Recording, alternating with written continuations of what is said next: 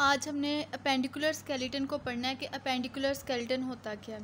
तो जिससे लास्ट वाला लेक्चर था उसमें मैंने एक्सियल स्केलेटन को डिस्कस किया था और अपेंडिकुलर स्केलेटन और axial skeleton actually human skeleton के पार्ट्स हैं। तो इससे लास्ट लेक्चर जो है उसमें मैंने एक्सियल स्केलेटन को डिटेल्ड एक्सप्लेन किया है, उसमें जो स्कल था, उसमें जो वर्टेब्रल कॉलम था और उसमें जो रिब केज था। तो आज हम इसका ह्यूमन स्केलेटन का सेकेंड पार्ट जो कि अपेंडिकुलर स्केलेटन है इसको हम डिस्कस करेंगे। तो अपेंडिकुलर स्केलेटन हम देखते हैं consist of two parts, pectoral ग्रिडल and four limbs, pelvic ग्रिडल and hind limbs. तो इनको हम डायग्राम्स के ज़रिए वन बाय वन करके डिटेल्ड देखते हैं, कंपेयर करते हैं डायग्राम से। तो जो पेक्टोरल ग्रिडल है वो comprise of three things, scapula, suprascapula and clavicle. Clavicle के अंदर ई भी आना है। तो इन तीन चीज़ों पे कंप्राइज करता है। हम डायग्राम को देखते हैं, ये देखिए आप, इसके सामने ही डायग्राम बनी हुई है। तो आप डायग्राम से अगर रिलेट करके इनको अपने माइंड में बिठा के अपनी बॉडी से रिलेट करके कि ये वाले पार्ट्स हमारी बॉडी में कहाँ है, तब आपको अच्छे से याद रहेगा और आपके माइंड में भी रहेंगे। तो आप डायग्राम को देखें, ये वाला हमारा क्लेविकल है, येलो पार्ट, ये हमारा स्कैपुला है।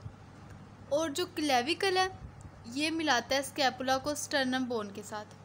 अब स्टर्नम बोन हमारी चेस्ट कैविटी के ऊपर एक नोकीली सी बोन होती है, हम उस बोन को कहते हैं स्टर्नम बोन। मेन क्या हुआ, जो हमारी क्लेविकल है वो कनेक्ट कर रही है स्कैपुला को with the sternum bone. Then हम देखते हैं फोर लिम्स। फोर लिम्ब जो है वो consist of 5 parts, humerus, radius and ulna, 8 carpals, 5 metacarpals and 14 phalanges.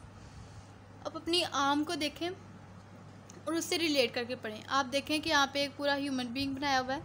Human being की आर्म ली है जो कि फोर लिम्ब है और उसको उन लोगों ने वन बाय वन करके बोन को दिखाया हुआ है, शो किया हुआ है। तो आप देखें, सबसे पहले हमारे पास ह्यूमरस था। तो यहाँ पे आप देखें ह्यूमरस बोन कौन से वाली है। ये सबसे जो बड़ी बोन है ये ह्यूमरस बोन है और उसके नीचे ये अल्ना है और फिर radius, carpals, metacarpals and phalanges. अब ये जो ह्यूमरस है ना, हमने पढ़ा था कि जो हमारा स्कैपुला वो यहाँ पे होता है तकरीबन। तो scapula ball and socket joint के साथ, बॉल एंड सॉकेट जॉइंट कौन सा होता है, जो हर तरफ मूव कर सकता है। आप अपनी बाजू को रोटेट करके देखें तो आप देखिएगा कि आपका जो शोल्डर है उससे आपकी बाजू हर तरफ रोटेट कर सकती है। जो आपके शोल्डर का जो आपका जॉइंट है शोल्डर का, वो कौन सा है, बॉल एंड सॉकेट जॉइंट है। तो ह्यूमरस के साथ, ह्यूमरस जो है वो स्कैपुला के साथ बॉल एंड सॉकेट जॉइंट के साथ कनेक्ट होता है। At the distal end of humerus, humerus का डिस्टल एंड कौन सा है, ये वाला इसका डिस्टल एंड है। डिस्टल एंड पे ह्यूमरस एक हिंज जॉइंट बनाता है रेडियस एंड अल्ना के साथ। हिंज जॉइंट अब कहाँ पे आ गया, ये अपनी एल्बो को आप देखें तो आप देखें कि एल्बो हमारी सिर्फ एक साइड पे मूव कर सकते हैं, ये हर तरफ मूव नहीं कर सकती। तो जो जॉइंट इस तरह मूव कर सके जैसे कि आपकी एल्बो का जॉइंट है, तो इस जॉइंट को हम कहते हैं हिंज जॉइंट। और जो रेडियस एंड अल्ना है वो अपनी डिस्टल एंड पे मल्टी स्टेज जॉइंट बनाता है 8 रिस्ट बोन्स के साथ। और जो 8 रिस्ट बोन्स जिसे हम कह रहे हैं वो ये वाली हैं जिन्हें हमने कार्पल्स भी कहा। तो मल्टी स्टेज जॉइंट भी वही होता है जो हर तरफ मूव कर सके। आप अपने हाथ को क्लोज करें, मुट्ठी बनाएं और उसे ऐसे रोटेट करके देखें तो आप देखेंगे कि आपकी मुट्ठी हर तरफ रोटेट कर रही है। तो ये मल्टी स्टेज जॉइंट है। Then 5 metacarpals form the framework of palm of hand. आप अपनी हथेली देखें जो आपके पाम है, तो आप उसको देखें कि वहाँ पे 5 मेटाकार्पल्स हैं और ये 5 मेटाकार्पल्स ही मिलके हमारी जो हाथ का है फ्रेमवर्क बना रही हैं। और जो 5 रोज ऑफ फिलेंजेस है, हमने कहा था ना 14 फिलेंजेस है, तो 14 फिलेंजेस 5 रोज में डिवाइड होती हैं और वो मेटाकार्पल से अटैच होती हैं। आप अपने फिंगर्स को देखें और उनके अंदर जो जॉइंट्स बने हुए हैं आप उनको काउंट करें तो वो कितने हैं, 14 हैं। और जो 14 जॉइंट्स हैं वो 5 रोज में डिवाइड हुए हैं और मेटाकार्पल से अटैच हैं। और ये जो इस तरह जॉइंट्स बने हुए हैं ये हमारी फिंगर्स को सपोर्ट कर रहे हैं। तो आई होप कि आपको डायग्राम से फोर लिम्ब अच्छे से समझ आ गया होगा। देन हम देखते हैं पेल्विक ग्रिडल एंड हाइंड लिम्ब। हम पेल्विक ग्रिडल को पहले देखेंगे जो कि पेल्विस रीजन में होता है। तो पेल्विक ग्रिडल जो है हाइंड लिम्ब को वर्टेब्रल कॉलम के साथ अटैच करता है। हमने, आपको याद है ना कि हमने रिब केज से ऊपर वर्टेब्रल कॉलम पढ़ा था, और वर्टेब्रल कॉलम में हमने सैक्रम और कोकाइक्स पढ़ा था। हमने कहा था जो सैक्रम है वो फ्यूजन ऑफ एंटीरियर 5 वर्टेब्रे से बनता है, और जो कोकाइक्स है is formed by the fusion of 4 posterior vertebrae. और जो 4 पोस्टीरियर वर्टेब्रे से कोकाइक्स बना है वो आपको इस डायग्राम में नज़र आ रहा होगा। ये देखें, ये हमारा कोकाइक्स है।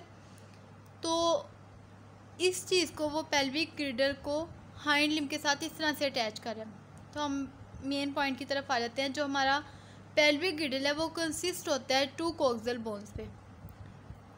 2 कोक्सियल बोन्स पे कंसिस्ट होता है। हम देखते हैं बाद में कोक्सियल बोन क्या है, आपको मैं डिटेल बताती हूँ। पहले आप माइंड में रखें कि 2 कोक्सियल बोन पे कंसिस्ट होते हैं, और कोक्सियल बोन जो एक है वो is formed by the fusion of 3 bones. First one is ilium, second one is ischium and third one is pubis. ठीक है, तो हम इन बोन्स को देखते हैं। आप इस डायग्राम को देखें तो ये इलियम का रीजन है, ये प्यूबिस का रीजन है, और ये इस्कियम का रीजन है। यहाँ पे ये इलियम है, ये प्यूबिक है, और ये इस्कियम है। ठीक है, ये आपने डायग्राम में देख लिया। हमने क्या कहा था कि जो एक कोक्सियल बोन होगी उसमें 3 बोन्स मिलेंगी, वो फ्यूज़ होंगी, तभी हमारे पास कोक्सियल बोन बनेगी। ठीक है, अब हम देखते हैं कि कोक्सियल बोन क्या थी। आप डायग्राम पे देखें, ये वाला पोर्शन, ये हमारी एक कोक्सियल बोन है। इसके अंदर अब आप देखें इलियम भी है, इस्कियम भी है, और प्यूबिस भी है। और जो सेकंड कोक्सियल बोन है ये हमारी सेकंड कोक्सियल बोन है। ठीक है, अब आपको समझ आ गई होगी कि कोक्सियल बोन है क्या। जो पेल्विक ग्रिडल है सपोर्ट करता है हमारे पेल्विक रीजन को। ये बोन्स इस तरह से रेंज है कि हमारे पेल्विक रीजन को बहुत अच्छे से सपोर्ट कर रही हैं। उसके बाद आ जाता है हाइंड लिम्ब। हाइंड लिम्ब जो है वो consist of 6 things. First one is 1 femur, 2 tibia, fibula, 7 tarsals, 5 metatarsals and 14 phalanges. अब हम इसे थोड़ा सा बस को रिलेट कर लें 4 लिम्ब के साथ। तो 4 लिम्ब में हमारे पास था ह्यूमरस बोन, जो शोल्डर से नीचे की तरफ आती है, वो बड़ी वाली बोन हम इसे कहते हैं ह्यूमरस बोन। और आप अपनी लेग में देखें तो ये फीमर बोन, ये वाली, ये सबसे स्ट्रॉन्ग और सबसे बड़ी बोन है। तो फीमर बोन, उसके बाद 2 टिबिया है, 1 फिब्यूला, और यहाँ पे देखें 7 टार्सल्स। हमने 4 लिम्ब में क्या पढ़े थे, 8 कार्पल्स। तो यहाँ पे कार्पल्स का वर्ड नहीं, यहाँ टार्सल्स है, और 7 टार्सल्स है, 8 नहीं। और हमने वहाँ पढ़ा था मेटाकार्पल्स, लेकिन हाइंड लिम्ब में क्या है, 5 मेटाटार्सल्स। आपने इस तरह रिलेट करके याद करना तो आपको जल्दी याद हो जाएगा। वहाँ पे भी हमारे पास 14 फेलेंजेस थी, यहाँ पे भी हमारे पास 14 फेलेंजेस हैं। अच्छा, अब आप डायग्राम की तरफ आएँ और यहाँ पे इन सब की लोकेशन देखें कि ये सब चीज़ें कहाँ पे हैं। सबसे पहले हम फीमर को देख लेते हैं। तो ये फीमर सबसे लंबी जो बोन है। उसके बाद हमारे पास आ जाती है टीबिया, ये हमारे पास टीबिया है, ये हमारे पास फिब्यूला है, और ये टार्सल्स, मेटाटार्सल्स और फेलेंजेस। अब आप देखें कि सबसे पहले हमारे पास फीमर बोन आ गई। फीमर बोन अपने डिस्टल एंड पे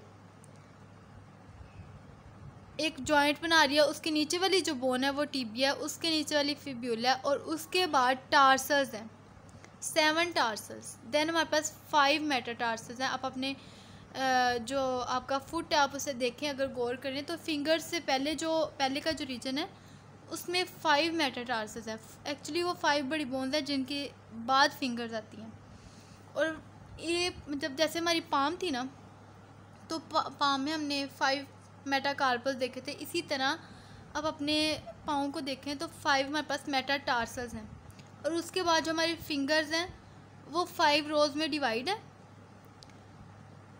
फुट की 5 रोज़ में डिवाइड हैं, और आप उनकी अगर काउंटिंग करें तो वो 14 बनी हुई हैं। तो 14 फेलेंजेस हमारा मतलब इस तरह पाँव बना रही हैं, और ये हमारे सपोर्ट करती हैं फुट को। और जो टोज़ है वो अटैच है मेटाटार्सल से। तो ये आज का हो गया हमारा लेक्चर, जो कि अपेंडिकुलर स्केलेटन को डिटेल डिस्कस किया है। तो आपने इसे डायग्राम से देख के समझ के पढ़ना है, तो आपको अच्छे से तैयार हो जाएगा। आप जो बायो होती है ना, वो एक्चुअली हमारी मतलब ह्यूमन से रिलेटेड है, हमारी अपनी बॉडी से रिलेटेड है। तो ज़्यादातर लोग बायोलॉजी में बहुत ज़्यादा इंटरेस्ट लेते हैं, क्योंकि वो जानना चाहते हैं कि हमारी बॉडी में एक्चुअली है क्या। तो इसे आप अच्छे से अपनी बॉडी से रिलेट करके पढ़ें, आप उन्हें याद करें, तो आपको ये बोन्स बहुत ईजी हैं, ईजीली याद हो जाएंगी। तो नेक्स्ट हम जॉइंट्स के बारे में डिस्कस करेंगे। यहाँ पे मैंने आपको थोड़ा बहुत बताया है जॉइंट्स का, लेकिन हम डिटेल्ड जॉइंट्स को बाद में डिस्कस करेंगे नेक्स्ट लेक्चर में। तब तक आप इसे अच्छे से तैयार करें, और जो यहाँ पे ना समझ आए या फिर कोई कन्फ्यूजन हो रही हो तो आप कमेंट्स में बताएं, तो फिर मैं आपको सारा कुछ आगे बता दूँगी।